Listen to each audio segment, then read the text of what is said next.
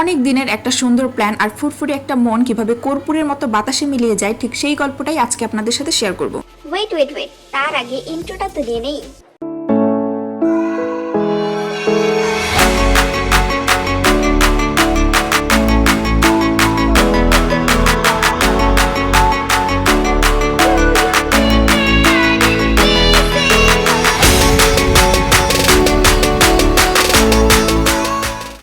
So hello everyone, আসসালামু আলাইকুম। কি অবস্থা সবার? আজকে হচ্ছে ঈদের দ্বিতীয় দিন, সকালটা একদম সিনেমার মতো সুন্দর।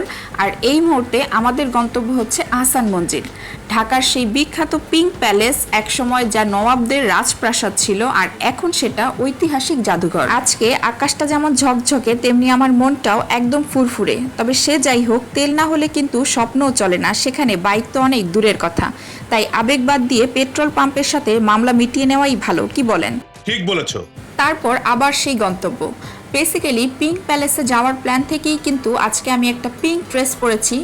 মনে মনে ভাবছিলাম কেমন হবে সেই মুহূর্তটা যখন বিশাল সেই রাজপ্রাসাদের সামনে পিঙ্ক ড্রেস পরে এই লিলিপুট আমি বসে আছি। আহা, কত এক্সাইটমেন্ট! সেই ভাবনা থেকেই ফুলের দোকান দেখে ড্রেসের সাথে ম্যাচিং করে সুন্দর একটা পিঙ্ক ফ্লাওয়ারও নিয়ে নিলাম। কিন্তু পুরান ঢাকার রাস্তা, আহারে, একদিকে গর্ত অন্যদিকে গরু। ঈদের দ্বিতীয় দিন হওয়াতে স্বাভাবিকভাবে আজকেও জায়গায় জায়গায় গরু মেরামত চলছে।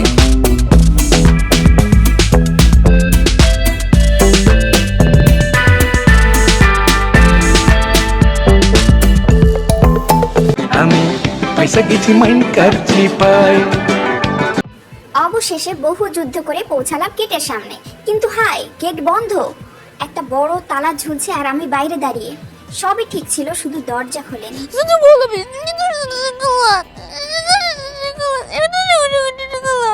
মন ভেঙে গেছে, টুকরো টুকরো নয়, একদম পাউডার হয়ে গিয়েছে। আমার পিঙ্ক প্ল্যান শেষ। কি হয়ে গেল এটা? এত সাজুগুজু, এত প্ল্যান, সব বেকার। পিঙ্ক ড্রেস রেডি ছিল, আমি রেডি ছিলাম, শুধু আহসান ভাই রেডি ছিল না। कैसा लगा मेरा मजाक? ঠিক है, आपकी मंजिल आपकी मर्जी, लेकिन खेल तो हमारा है ना। আসলে সকাল সকাল যেভাবে মাঞ্জা মেরে বের হয়েছি, এখন বাসায় ফিরে যাওয়াও তো প্রেস্টিজের ব্যাপার।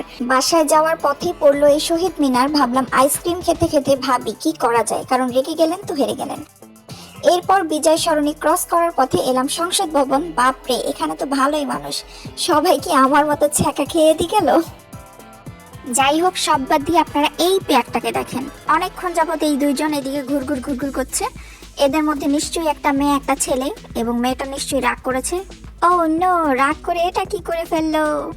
ডানা আছে যেহেতু লাভ দিয়ে কোনো লাভ নাই, আলটিমেটলি বেঁচেই যাবে। আমার মনে হয় এই সামনেরটা হচ্ছে মেয়ে, এই যেটা একটু দুলে দুলে হাঁটছে ঢঙ্গিদের মতো, এটা নিশ্চয়ই মেয়ে, আর এই পাশেরটা নিশ্চয়ই ছেলে। আর এরা বোধহয় জামাই বউ। জামাইয়ের সাথে রাগ করে ওই যে বউ দূরে চলে যাচ্ছে, একা একা চলে যাচ্ছে।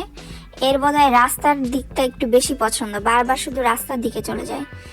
আর এই যে দুইজনের সাথে দুইজনের মুখ দেখবে না, দুইজন দুই দিকে থাকবে।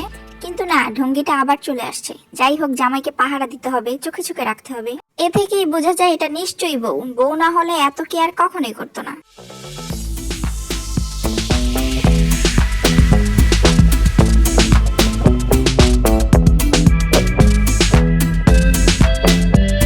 সো বন্ধুগণ, এখন এখান থেকে আমরা অন্য কোথাও যাওয়ার চেষ্টা করব, আর ততক্ষণ অবধি আপনারা কিন্তু আমাদের সাথেই থাকবেন। এই মুহূর্তে আমরা আছি চন্দ্রিমা উদ্যানের ঠিক সামনেই। তবে সমস্যা যেটা হলো সেটা হচ্ছে মারাত্মক গরম। আগে যদি একবারও বুঝতাম যে আহসান ভাই এমন 2 নাম্বারই করবে, তাহলে জীবনেও এই ভোম্বা ড্রেসটা পরতাম না। আর রোদটাও ভাই আজকে দারুণ খেলা দেখাচ্ছে সকাল থেকে। কিছুক্ষণ আগে দেখলাম কত সুন্দর একটা ওয়েদার, ঠান্ডা বাতাস, কি ফুরফুরে একটা ব্যাপার। আর এখন জাস্ট পুড়িয়ে মেরে ফেলতেছে। এই এই কি জানি দেখলাম। এই তো, কি সুন্দরী, তুমি এখানে কি করো? তোমার চোখগুলো তো মাশাআল্লাহ। এভাবে বসে আছো কেন? বখাটে বিড়ালগুলা কি তোমাকে ডিস্টার্ব করে না? সুন্দরী বিল্লু। বখাটে বিড়ালগুলা ডিস্টার্ব না করলেও তুই কিন্তু আমারে খুব জ্বালাইতেছস। ক্যামেরা একটা নিয়ে বকর বকর করতেছস। আমার রূপে তো তুই নজর লাগাই দিবি, যেভাবে জুম কইরা কইরা দেখতেছস। যা ভাগ এখান থেকে, বজ্জাত হিউম্যান। তোরে বখাটটাকে ডিস্টার্ব করাই উচিত। পাজি বিলাই, দেখলাম না তোরে, তাতে কি হইব?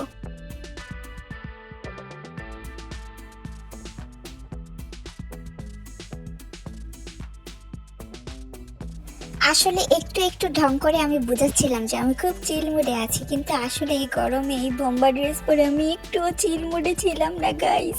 ওই দেখো আবার জোড়া শালিক, চলো ওদেরকে ডিস্টার্ব করি।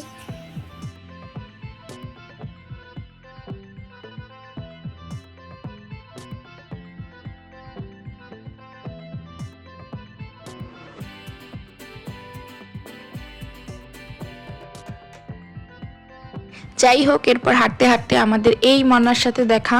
উনি এখানে একা একা কি করছে চলুন দেখা যাক। কি মনা, একা একা কি করছো? ওর বোধহয় নামটা পছন্দ হয়েছে। দেখেন ও এখন আমাদের কাছে আসতেছে। নাম পছন্দ হয়ে গিয়েছে ওনার, এই জন্য উনি গা ঘেঁষতেছে। ওকে দেখে মনে হতে পারে যে ওর গায়ে আসলে অনেক ময়লা, হয়তো বা কাদামাটি থেকে ঘুরে এসেছে, কিন্তু আসলে তা না। প্রথমে আমরাও ভেবেছিলাম দূর থেকে যে ওর গায়ে হয়তো বা আসলে কাদামাটি লেগে আছে, কিন্তু ওর আসলে পশমের কালারই এমন। একদম কাছে যাওয়ার পর ভালো করে দেখলে বোঝা যায় যে এইটার পশমের হচ্ছে মানে ব্ল্যাকের মধ্যে একটু ব্রাউন কালারের পশম, যার কারণে দূর থেকে মনে হয় যে গায়ে হয়তো বা কাদামাটি লেগে আছে বা কোনো কাদামাটির মধ্যে গিয়ে হয়তো বা নিজেকে চুবিয়ে এনেছে, এরকম টাইপের।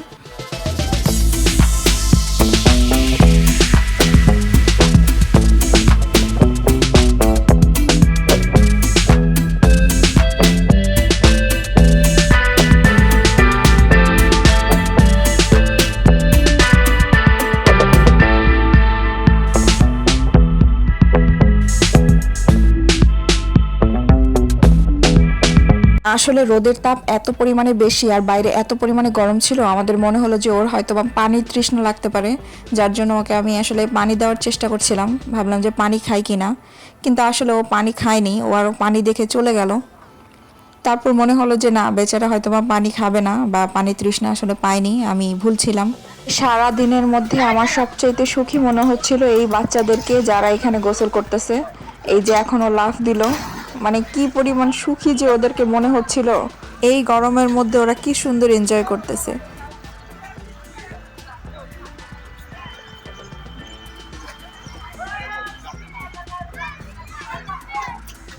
জিয়ার সৈনিক পরিচয় দুইজন ভাইয়া আমাদেরকে এইরকম 2টা ঈদ মোবারক ব্যাচ ধরিয়ে দিয়ে গেছে, বিনিময়ে অল্প কিছু বকশিশ নিয়ে গিয়েছে।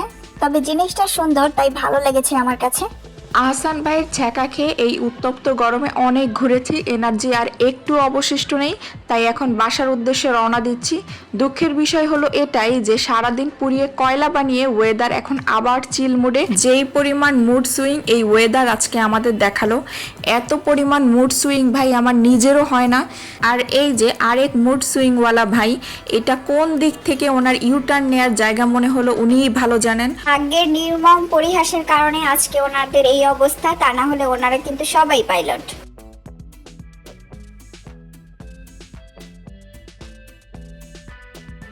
এনিওয়েজ বাসায় চলে এসেছি। এগুলো হচ্ছে একদম গাছ পাকা টসটসা আম।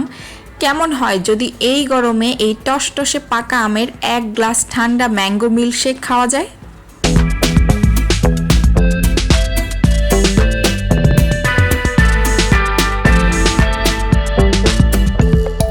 বেশ রিফ্রেশিং ফিল হচ্ছে, তাই না? হালকা চিলি ফ্লেক্স, একটু কাসুন্দি আর একটু বিট লবণ, ব্যাস হয়ে গেল পেয়ারা মাখা। তবে কাসুন্দিটা বাদ দিয়ে আমি এই টসটসে জামগুলোকেও মেখে ফেললাম।